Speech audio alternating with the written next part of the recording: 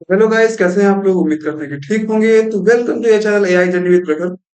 तो आज की इस वीडियो में हम देखने वाले हैं कि सेट क्या होता है और कैसे काम करता है। ठीक है, जैसे कि इसके पहले वाले वीडियो में हम जाने थे कि लिस्ट क्या होती है, उसके फंक्शंस क्या होते हैं, कैसे काम करती है, टपल्स क्या होते हैं और ऑपरेटर्स क्या होते हैं। तो इन सारे टॉपिक्स पे वीडियो ऑलरेडी बन चुकी है। अगर आप नहीं देखे हैं तो चैनल पर जाकर के वीडियो देख सकते हैं।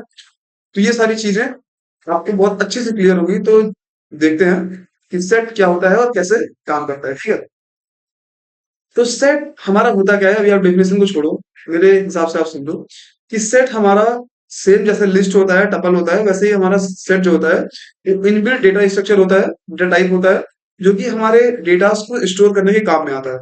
लेकिन जो यूनिकनेस आती है लिस्ट और टपल्स और सेट में, वो ये है कि जो सेट होता है हमारा, वो हमेशा यूनिक डेटा को स्टोर करता है। मतलब कि उसके अंदर डुप्लीकेट डेटा नहीं होगा। ठीक है, पहली बात तो सेट के अंदर हम स्ट्रिंग, फ्लोट और इंटीजर, ये तीनों टाइप की वैल्यू को स्टोर कर सकते हैं। लेकिन जो एक मेन कॉन्सेप्ट है उसका, वो ये है कि इसके अंदर डुप्लीकेट एलिमेंट नहीं होंगे। मतलब चाहो तो लिख सकते हो, लेकिन जब ये एग्जीक्यूट होगा तो ऑटोमेटिकली ये जो डुप्लीकेसी रहेगी, ठीक है, नंबर्स की या स्ट्रिंग्स की या डेटा की, तो उसको रिड्यूस कर देगा। तो ये चीज आप अच्छे से ध्यान रखिएगा। तो अगर हम डेफिनेशन को समझे, तो set is a collection of unique and unordered item in Python. ठीक है, it is use to store non duplicate value like number और स्ट्रिंग, मैं बता चुका हूँ। ठीक है, तो अब हम लोग देखते हैं कि एक सेट को कैसे क्रिएट किया जाता है।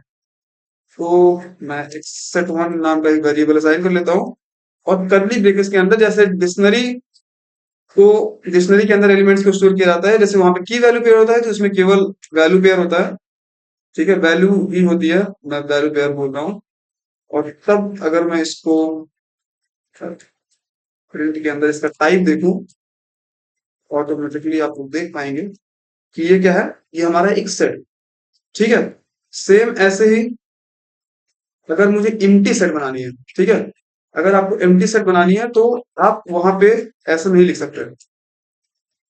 जैसे सेट टू ले लेता हूँ। अब आप लोग सोच रहे हो कि ये तो एक एम्प्टी सेट है। नहीं भाई, अगर अब मैं इसको रन करूं और इसका टाइप चेक करूं, सेट टू, तो आप लोग क्लियरली देख पा रहे होंगे, ये हमारा टाइप, सॉरी, ये हमारा टाइप क्या है? ये हमारा डिक्शनरी टाइप है। ठीक है, डिक्ट डिक्ट और डिक्शनरी। तो हम लोग कर्ली ब्रेकेट से एक एम्प्टी सेट नहीं बना सकते। हमें एक एम्प्टी सेट बनाने के लिए यहाँ पे सेट फंक्शन का यूज करके अब ये हमारी एक एम्प्टी सेट बनी। तो ये हमारी सेट है और ये भी हमारी सेट है, जो कि दोनों हमारी एक वैल्यूज की सेट है, जिसमें हम, जिसके अंदर हमारी डेटा स्टोर है, और एक हमारी एम्प्टी सेट है। ठीक है, और हम चाहे तो ऐसे भी क्रिएट कर सकते हैं सेट, जैसे आपको मैंने tuple to list and list to tuple conversion बताया था ना, सेम वैसे ही मैं यहाँ पे भी कर सकता हूँ। जैसे सेट, और इसके अंदर मैं डाल देता हूँ लिस्ट फॉर्म में डेटा। ओके, 1 2 3 4 5। और अब अगर मैं इसको प्रिंट कराऊं, print set one and print type, type of set one. Okay, तो आप लोग क्लियरली देख पा रहे हैं कि जो इसका टाइप है वो सेट है, और जो यहाँ पे हमारा सेट का जो ये आउटपुट आ रहा है वो आप लोग क्लियरली देख पा रहे हैं। तो ये क्या कर रहा है, जो लिस्ट फॉर्म में डेटा स्टोर है उसको सेट फंक्शन क्या कर दे रहा है, कन्वर्ट कर दे रहा है। ठीक है, तो ये चीज आपको अच्छे से समझ में आ गई होगी। अब हम लोग बेसिक सेट के ऑपरेशन जान लेते हैं, वो क्या क्या होते हैं। तो बेसिक सेट का ऑपरेशन जैसे कि ऐड हो गया, रिमूव हो गया, डिस्कार्ड हो गया, पॉप हो गया, क्लियर हो गया, तो ये सब हमारे बेसिक सेट के ऑपरेशन है। कैसे परफॉर्म करते हैं आपको बताता हूँ। जैसे मैं सेट वन असाइन किया ही था, ठीक है, एक बार इसको देख लेता हूँ कि इसके अंदर वैल्यू क्या क्या है। आप लोग देख रहे होंगे 1 2 3 4 5 है। अब मान लिया कि मुझे कोई वैल्यू इसके अंदर स्टोर करानी है। ठीक है, जैसे एक मैं वेरिएबल ले लेता हूँ S1, और सेट वन में मुझे ऑपरेशन परफॉर्म करना है, वैल्यू को ऐड करा के। तो 1 2 3 4 5 है, मैं इसमें 6 ऐड कराता हूँ। और अब मैं इसको अगर प्रिंट कराऊं, इसको S1 को, तो नन मैं एक काम करता हूँ,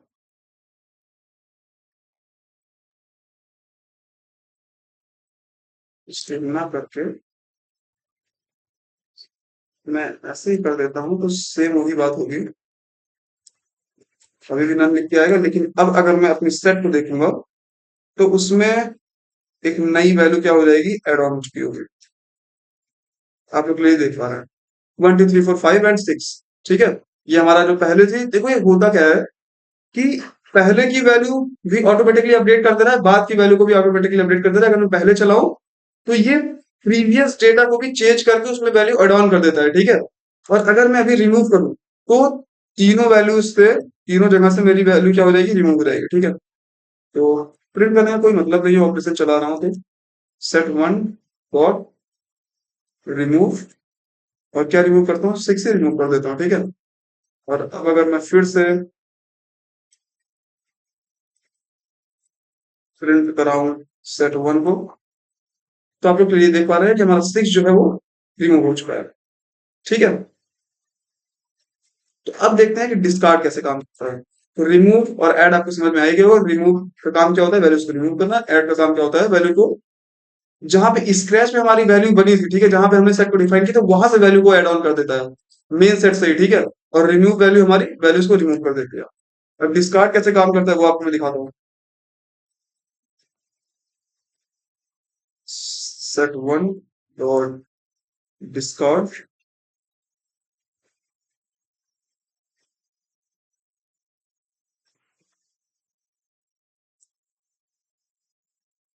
रन हो गया, एंड प्रिंट सेट वन। और सेट वन, अभी तो आप लोग कह रहे हो कि ये सेम रिमूव की तरह काम कर रहा है, लेकिन मैं इसको आप इसका एडवांटेज आपको दिखाता हूँ। एंड टेन, इसको प्रिंट करा देते हैं सेट वन। तो आप लोग एक चीज क्लियरली देख रहे होंगे कि डिस्कार्ड फंक्शन क्या कर रहा है, कहीं ना कहीं वैल्यू को रिमूव करने का काम कर रहा है। ठीक है, अभी मैं यहाँ का क्या किया हूँ कि सेट वन पॉइंट डिस्कार्ड और फिर टेन। अगर वैल्यू है, डिस्कार्ड फंक्शन देखिए कैसे काम करता है, जो हम उसके अंदर वैल्यू दिए हैं, अगर वो वैल्यू सेट के अंदर है तो उसको रिमूव कर दो। ठीक है, जैसे कि यहाँ पे 3 था तो 3 को रिमूव कर दिया। लेकिन अगर वो वैल्यू सेट के अंदर नहीं है, जैसे कि 10, तो उसको रहने दो। है तो रिमूव कर दो और चेक कर लो, अगर है तो रिमूव करो, अगर नहीं है तो कोई बात नहीं है। ठीक है, जाने दो। तो ऐसे काम करता है हमारा डिस्कार्ड फंक्शन। देख लेते हैं कि पॉप कैसे काम करता है।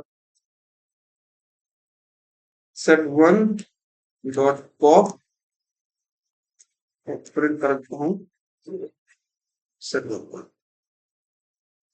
ठीक है, और अब मैं इसको रन कराऊं तो आप लोग देख रहे होंगे कि 2 4 एंड 5। तो पहले जो हमारी सेट की वैल्यू थी वो क्या थी, वो थी,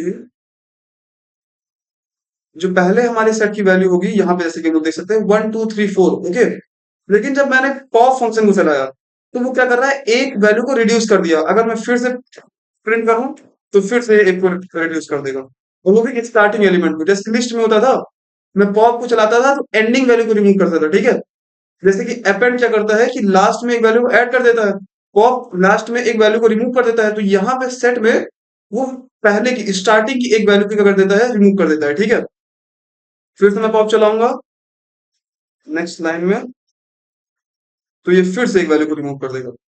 ओके, जितनी बार मैं प्रिंट करूंगा, अब आप क्लियरली देख पा रहे हो कि हमारी जो सेट है वो एम्प्टी बन चुकी है। तो ऐसे काम करता है हमारा पॉप फंक्शन। ठीक है, अब हम लोग जान लेते हैं,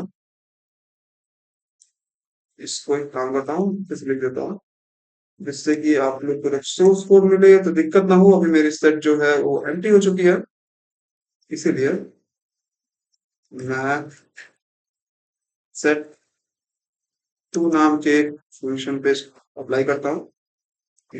लिस्ट बना करके, सॉरी, सेट बना करके 1 2 3 4, फिर से मैं 6 कर देता हूँ, 5 कर देता हूँ। और अब अगर मैं इसको रन कराऊँ 1 सेकंड, तो आप लोग क्लियरली देख पाएंगे जो आउटपुट आएगा वो हमारा डुप्लीकेसी को रिमूव कर देगा। ये चीज मैं, जैसे कि आप लोग को डेफिनेशन उसका इंट्रो समझा रहा था, मैं आपको बताया था। तो 1 2 3 4 6 7 एंड ये देखिए क्या किया कि पहली बात तो हमारी जितने भी डुप्लीकेसी थी उसको रिमूव किया, ठीक है, डुप्लीकेसी को रिड्यूस किया। और उसके बाद जो ऑर्डर थे, जो अनऑर्डर्ड प्लेस पे हमारे डेटा क्या थे, प्लेस थे, उनको ऑर्डर्ड वे में लेकर के आया, 1 2 3 4 5 एंड 6 एंड 7। ओके, तो ये चीज आपको समझ में आ गई होगी। अब यहाँ पे पॉप चला देता हूँ, set2 dot pop and print set2। तो एक जो हमारा एलिमेंट है वो यहाँ से जा चुका है। देखते हैं क्लियर कैसे काम करता है। तो क्लियर का काम होता है, जैसे कि इसके वर्ड से आपको समझ में आ रहा होगा, ऑल वैल्यू को क्लियर कर देना। ओके, अब मैं इसको चलाऊं सेट टू, आप लोग देख रहे हो कि हमारे सेट को क्या कर दिया, एम्प्टी बना दिया। तो ऐसे काम करता है हमारा clear, pop, discard and add and remove method. ठीक है, अब देख लेते हैं सेट के कुछ मेंबरशिप ऑपरेशंस, वो कैसे काम करता है। एक सेट डिफाइन कर लेता हूं, सेट फ्री, उसके अंदर कुछ elements 1 2 3 sorry 3 4 5 6। Okay, and print set free, sorry, 3 in set 3। और इसको मैं अगर चलाऊं तो ये आप लोग क्लियरली देख पा रहे हो, ट्रू लिख के आ गया है। तो मेंबरशिप ऑपरेशन का मतलब क्या होता है कि क्या चेक करो कि क्या वो मेंबर उस सेट में है। तो क्या 3 हमारा इस सेट में है? भाई बिल्कुल, देखिए सेम स्टेटमेंट को आप समझिए, 3 इन सेट 3, क्या 3 हमारा सेट 3 में है? बिल्कुल है। अगर इसके जगह पे मैं चला दूं, वैल्यू को थोड़ा सा बदल दूं और मैं डाल दूं 10 इन सेट 3, तो अभी मेरा आंसर फॉल्स आएगा। तो जैसे कि आप लोग देख सकते हैं, हमारा जो 10 है वो सेट 3 के अंदर नहीं है, इसलिए यहाँ पे फॉल्स आया। ऐसे हमारा मेंबरशिप जो ऑपरेशन है, मेंबरशिप जो टेस्ट होता है, वो हम ऐसे करते हैं। ठीक है, अब जो हमारे सेट्स में कुछ मैथमेटिकल ऑपरेशन होते हैं, लाइक यूनिक सॉरी यूनियन हो गया, इंटरसेक्शन हो गया, डिफरेंस हो गया, सिमेट्रिक डिफरेंस हो गया, जो मैथमेटिक्स में होता है सेम वैसे ही यहाँ पे जैसे कि लिखा भी हुआ है, mathematical operation like union, intersection, difference and symmetric difference. तो वो कैसे काम करते हैं दिखा देता हूँ आपको। मैं एक काम करता हूँ, दो सेट को असाइन करता हूँ, 1 2 3 4 एंड 5। ओके, एंड दूसरी सेट में ले लेता हूँ एस, इसमें मैं ले लेता हूँ वैल्यूज को 4 5 6 7 8। ओके, और मैं ऑपरेशन चलाता हूँ S1 dot union S2। Okay, और मैं इस वैल्यू को कर देता हूँ प्रिंट बाई, और रन करूँ तो आप लोग क्लियरली देख पा रहे हो यूनियन हमारा क्या कर रहा है। पहले तो हम सेट 1 के अंदर हमारी कौन कौन सी वैल्यू थी, 1 है, 2 है, 3 है, 4 एंड 5 है। सेट 2 के अंदर हमारी 4 5 6 एंड 7 एंड 8 है। ठीक है, तो ये क्या कर रहा है कि दोनों सेट को क्या कर रहा है, एनालाइज कर रहा है, और दोनों सेट में जो वैल्यू हमारी है, ठीक है, जो डुप्लीकेट वैल्यू है पहले तो दोनों सेट को एड ऑन कर रहा है, फिर जो डुप्लीकेट वैल्यू है उनको रिमूव कर दे रहा है, जैसे 1 2 3, ठीक है, फिर 4 5, और फिर जब इसको ऐड करूंगा तो फिर 4 5 एंड 6 एंड 7 एंड 8। तो हमारा 4 5 टू टाइम्स आ रहा है। तो according to set concept and set theory, जो हमारी डुप्लीकेसी होगी वो रिड्यूस हो जाएगी। इसकी वजह से 4 5 एंड 4 5 टू टाइम्स नहीं आया, इसलिए 1 2 3 4 5 6 एंड 7 8। तो जितने भी एलिमेंट थे हमारे यहाँ पे आ चुके हैं, और डुप्लीकेसी को ऑलरेडी सेट जो है हमारा वो रिमूव कर चुका है। तो अब ऐसे ही समझ लेते हैं कि इंटरसेक्शन कैसे काम करता है।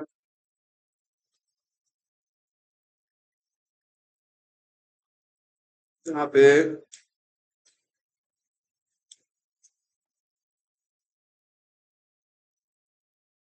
दो वेरिएबल में मैंने सेट की वैल्यू का असाइन किया ही हुआ है। लिख लेता हूँ set 1 dot intersection S2।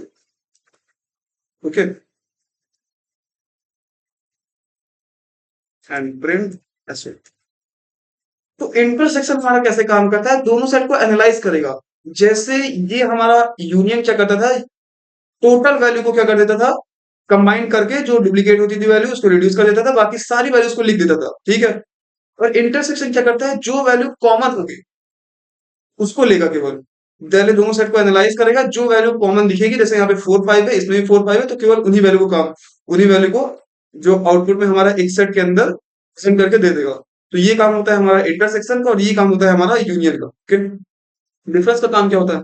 Difference आपको पता ही है कि पहले सेट में से दूसरे सेट को माइनस कर दो, जो आए वही हमारा डिफरेंस हो जाएगा। तो सेट वन यहाँ पे है ही, सेट टू भी यहाँ पे है। अब चाहूं तो मैं एक ही बार डिफाइन कर चुका हूँ, कोई मतलब नहीं है, लेकिन जब सोर्स कोड आपको अपलोड करूंगा तो आप के लिए समझने में आसानी होगी। ओके, तो set one minus, sorry, set one difference set to.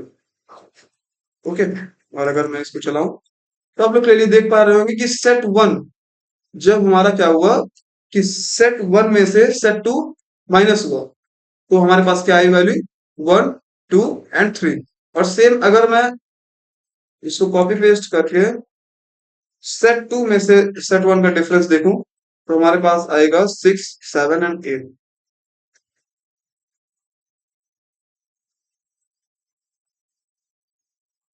Sorry, हाँ, 6 7 एंड 8, ये यहाँ पे ऑर्डर वे में नहीं आया।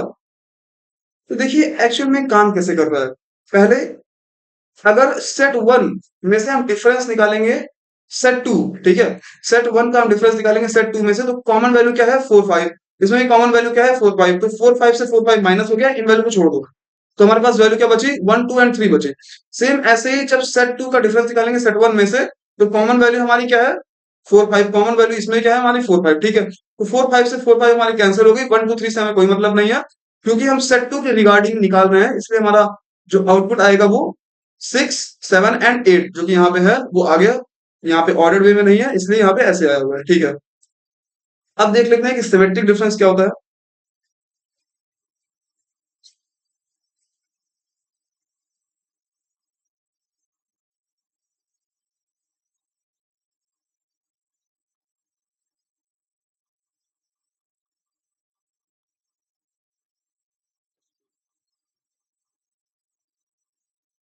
तो सिमेट्रिक डिफरेंस हमारा क्या काम करता है? जो वैल्यू क्या है, जो वैल्यू हमारी कॉमन है उसको रिड्यूस कर दो, बाकी सारी वैल्यूज को क्या कर दो? लिख दो, ठीक है।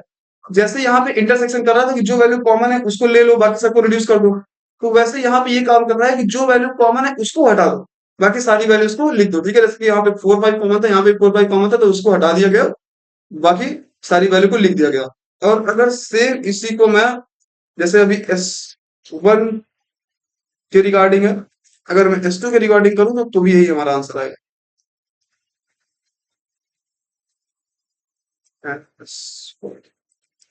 ये देख सकते हैं आप लोग। ओके, तो ये हमारा ऐसे काम करता है। तो हम लोग देख लेते हैं कि इस सबसेट एंड इस सुपरसेट कैसे काम करता है। तो फिर से कुछ नहीं करेंगे, इसे कॉपी करें, पेस्ट करें, एंड प्रिंट S1 इस सबसेट S2।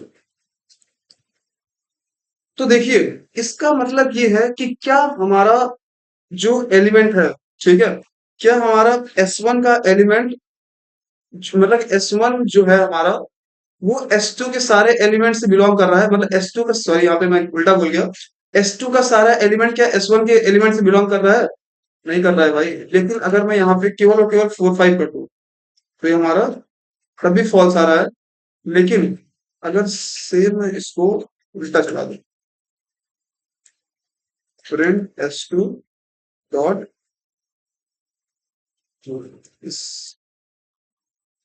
इस सबसेट S1, अभी आप लोग देखना है ट्रू आ रहा है। देखिए हो क्या रहा है, यहाँ पे ये बोल रहा है कि S2 का जो S2 है हमारा, ठीक है, वो S1 में बिलोंग कर रहा है, इस मतलब इस स्टेटमेंट के अकॉर्डिंग बिल्कुल बिलोंग कर रहा है। लेकिन क्या S1 हमारा S2 के सारे, मतलब S1 जो है हमारा क्या S2 में है? ऐसे समझो कि यहाँ पे ये क्या बता रहा है, सबसेट का मतलब होता है क्या वो एलिमेंट जो दूसरे वाले सेट में हमारा प्रेजेंट है, वो दूसरे वाले एलिमेंट में है कि नहीं है, यही चेक करने का ये बताता है। तो क्या हमारा S1 जो है वो S2 के अंदर प्रेजेंट है? S1 का एलिमेंट हमारा S2 के अंदर प्रेजेंट है? नहीं प्रेजेंट है, इसीलिए यहाँ पे फॉल्स आ रहा है। लेकिन S2 जो है हमारा 4 और 5, ये तो हमारा S1 के अंदर प्रेजेंट है ना, इसीलिए हमारा ट्रू आ रहा है। तो सबसेट हमारा क्या चेक करता है कि क्या जो एक सेट का एलिमेंट है क्या वो दूसरे सेट के एलिमेंट में प्रेजेंट है? अगर फॉल्स है तो नहीं, अगर ट्रू है तो मतलब प्रेजेंट है। ओके, अब ऐसे ही हम लोग देख लेते हैं कि सुपर सेट का कॉन्सेप्ट क्या है। मैं कॉपी किया, सेम पेस्ट किया, एंड S1 डॉट इस सुपर सेट इसका S2 के ट्रू आ रहा है। और अगर मैं इसी का सेम